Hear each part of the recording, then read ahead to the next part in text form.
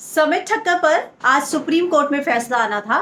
दरअसल उनको एक ही केस में अलग अलग पुलिस स्टेशन में गिरफ्तार किया गया, अलग अलग पुलिस के द्वारा। तो अब उसी को लेकर आज जो है सुप्रीम कोर्ट में फैसला आना था। जस्टिस फॉर समित ठक्कर, आप सभी जानते हैं कि ये सोशल मीडिया पर काफी समय से ट्रेंड भी कर रहा था। उनको इसलिए गिरफ्तार किया गया था क्योंकि उन्होंने महाराष्ट्र के मुख्यमंत्री उद्धव ठाकरे को लेकर, महाराष्ट्र गवर्नमेंट को लेकर कुछ आपत्तिजनक बातें लिखी थी, इस तरह का जो है दावा है। अब आज जो है सुप्रीम कोर्ट में सुनवाई के दौरान क्या हुआ, सुप्रीम कोर्ट ने उनकी जो प्ली थी उसको रिफ्यूज कर दिया है सुनने के लिए। जो आर्टिकल 32 पिटीशन फाइल की गई थी समित ठक्कर के ऑन बिहाफ पर, जो फाइल हुई थी, और उसमें यह था कि जो उनका केस है वो ट्रांसफर किया जाए। अलग अलग पुलिस स्टेशन में जो है उनके खिलाफ केस दर्ज होता है और वो नागपुर में है। तो उनका ये कहना है कि सारी एफआईआर जितनी भी उनके खिलाफ है वो एक ही जगह, एक ही पुलिस स्टेशन में ट्रांसफर होनी चाहिए। तो Supreme Court refuse to entertain the article 32 petition filed on behalf of Samit Thakkar for transfer and consolidation of investigation in the FIR pertaining to his tweets against the Chief Minister of Maharashtra and other cabinet ministers।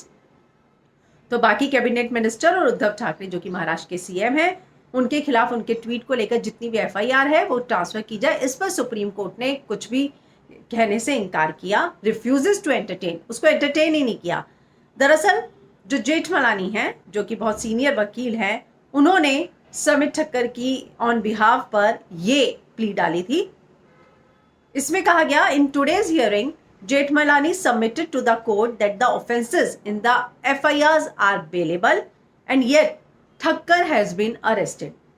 Please see my affidavit, there are all bailable offences and I have been arrested, please see what has happened.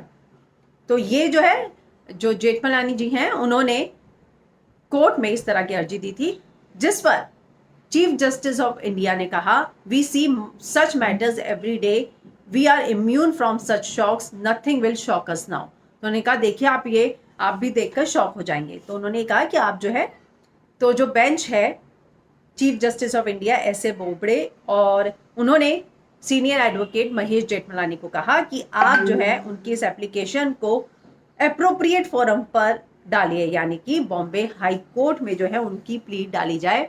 तो Supreme court ने इसको entertain नहीं किया और उनको direct किया है कि आप बॉम्बे हाई कोर्ट में जाकर ये प्ली दायर कीजिए।